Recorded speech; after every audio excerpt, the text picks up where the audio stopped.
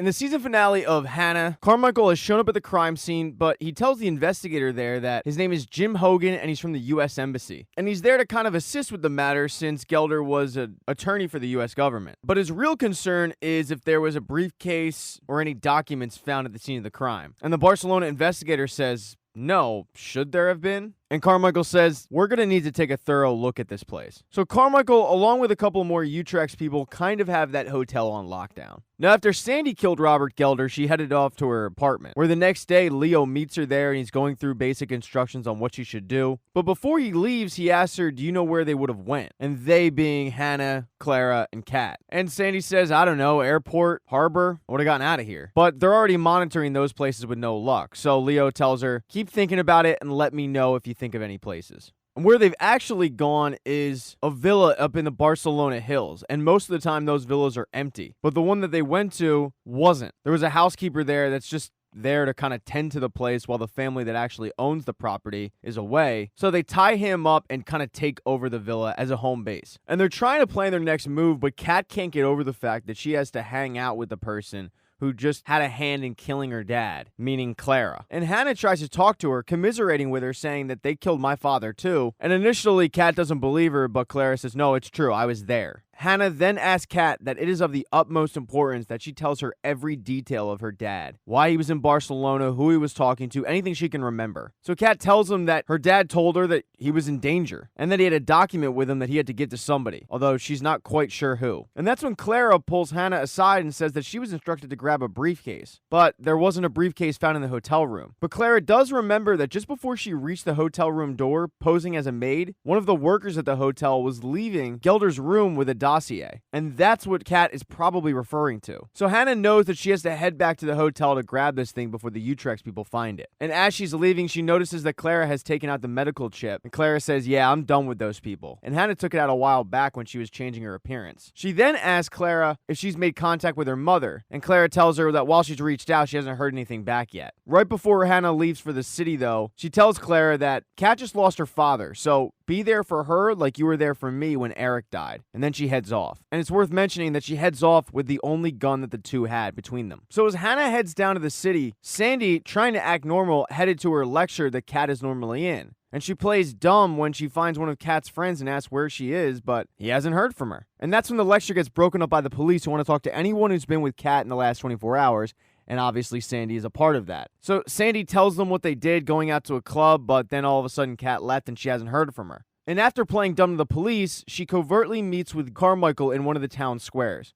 And she actually called this meeting because after Leo told her to keep thinking about where they might go, she remembered something.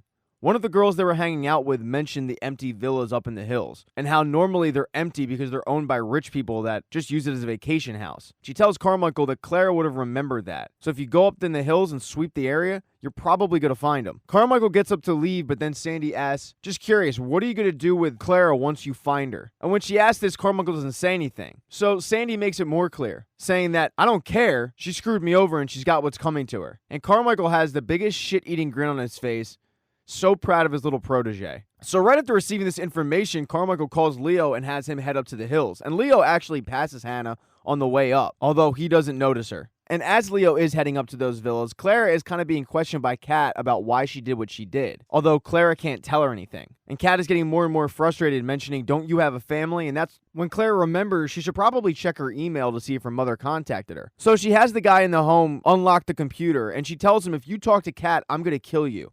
And for whatever reason, she goes upstairs to check her email. But when she does check it, she has a message back from her mom, because she wisely used her birth name. And her mother noticed it and is asking, is it you? Are you okay? I want to meet you. Tell me if you're alive. And Clara is overwhelmed with emotion. At this point, though, Hanna has made it to the hotel and she goes into the employee entrance, as to not be detected by Utrecht guards. Although she is detected by Marissa Wiegler and the woman who broke her out of that black site camp. Marissa tells the woman, I should probably be the one to contact her face to face since she's comfortable with me. And the woman agrees, but then she gets out of the car and makes a phone call. And she makes a phone call to Carmichael, telling Carmichael that Hanna is in the building, because this woman is not who she says she is. Hanna checks into the hotel under a fake name, and when she gets to her room, she calls down to the front desk and requests that employee who took the dossier from Gelder. And when he shows up, she holds him at gunpoint, demanding that he give her the documents. She also wants to know who the documents are being held for, and he tells her that he was told to give it to this journalist named Alba. And Hanna gets the document, and as she's leaving the hotel, she runs into Alba. She tells Alba, we're on the same team, but I need this document because Gelder's daughter is in danger, and I need this to get her out of it. Alba says, well, I need the document because Gelder was bringing it to me, and I need it for a bigger reason.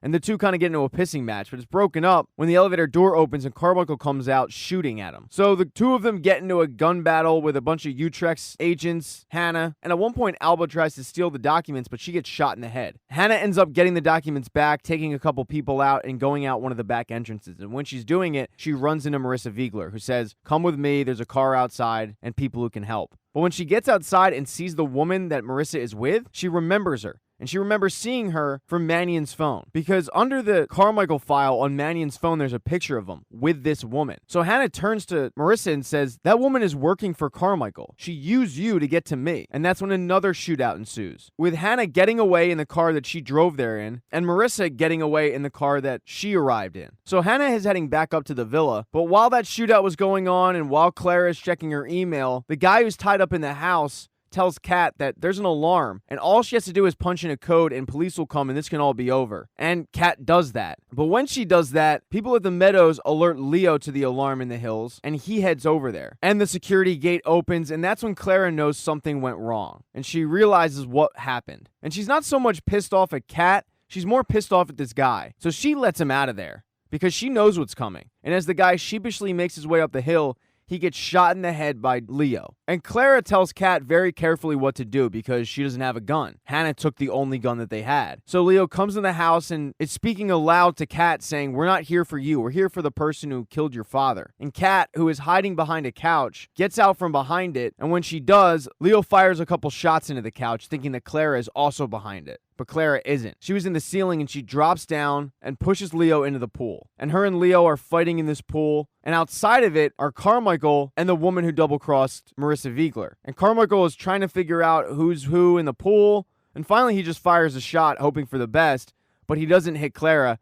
He hits Leo. Now, Clara is trying her best not to come up for air because she knows that she's got two people ready to kill her, but you can't stay down there forever. Luckily for her, though, when she does come up for air, Hanna has arrived and she shoots the woman in the head and then shoots Carmichael in the arm. And this gives them enough time to try to get Hanna, Clara, and Kat out of there. But when they go to drive off, 3 Utrecht guards are in the driveway holding them there at gunpoint. And it looks like they're about to open fire on their car, and that's when Marissa drives by and shoots all 3 of them in the head. Hanna then hands Marissa over the file. And in the file, it has a cover letter that states that in July of 2019, a highly placed CIA agent got drunk in my presence. And that night, he revealed to me the Pioneer target list, where everybody on it is under the age of 30. Some of which are kids. And that CIA agent was John Carmichael, who was trying to recruit Gelder to the program. But Gelder was so disgusted that when Carmichael got distracted by a woman, Gelder picked up the file, took the pictures, and that's how he had the list. And that's one of the reasons why Carmichael was so flustered by this whole case, because he knows that it was actually him who set this whole thing off. So Marissa reads this, but then instructs Hanna and Clara to drive Kat to the airport, get her on a flight safely, and then just await instructions. So that's what they do. But Clara doesn't want to await instructions. Clara wants to go be with her mother, because Clara emailed her mother back specific instructions on what to do and how they should meet. And Hanna understands this. So she gives Clara her fake passport, telling her that the only people that know about this passport are Hanna, now Clara, and Marissa, who created it. She tells Clara to go be with her mother but get a new life. Never use the name Clara Mahan again. And get out of Egypt. Start over, start fresh. So Clara gets on a ferry and goes to meet her mother. And both her and her mother have a very emotional first meeting. And one of the people who knew about this meeting was Terry, who arrived for work back at the Meadows, but it wasn't a normal day. It was like an all-hands-on-deck panic as they looked for Hanna, Clara, and Kat. And Terry was given specific instructions that if Clemency Jones has any online activity to let them know, but Clemency Jones was off the grid. And on a whim, Terry typed in Clara Mahan and found the email. But when one of her superiors asked her if she found anything, Terry decides not to give her the information and says nope and deletes the file, letting Clara go be with her mother. And while that was going on, Marissa is laying down the law to Carmichael. She starts out saying that if this is what Utrecht is going to do for a whistleblower, what do you think they're going to do to you after they find out that it was actually you who tipped this whole thing off? So Carmichael says, what do you want? And Marissa tells him that he is going to tell his bosses Robert Gelder was a threat to the Utrecht project, and Carmichael killed him and covered it up perfectly. While Mia Wolf was a double agent who infiltrated the resistance organization and helped him retrieve the target list. And because of that, both Mia and Clemency will be welcomed back to the Meadows with open arms, and that together they will take down the Pioneer group one by one. And Carmichael asks her, do you seriously think you can get away with this? And she looks at him and says, yeah, and you're going to help me get away with this. Because if anything goes wrong, I'm just going to tell your bosses what you did. I'm running the show now. And at this point, Hanna has shown up, but they notice that Clara isn't there. And when Marissa asks where she is, Hanna doesn't say that she's going to be with her mother. She just says that she has other plans. Thank you so much for watching this recap. If you liked it, hit thumbs up. If you don't, hit thumbs down. Please subscribe to the channel. I would appreciate it. If you know anybody that needs a Hanna Season 2 recap or Season 1, hit that share button. I try not to read the comment section because most of the time comment sections are a cesspool. So if you wrote something nice and I don't respond, just know I do really appreciate you guys viewing this. Oh, and if you want my opinion on actual things, check out my podcast, Scene Invaders, where you can find all podcasts.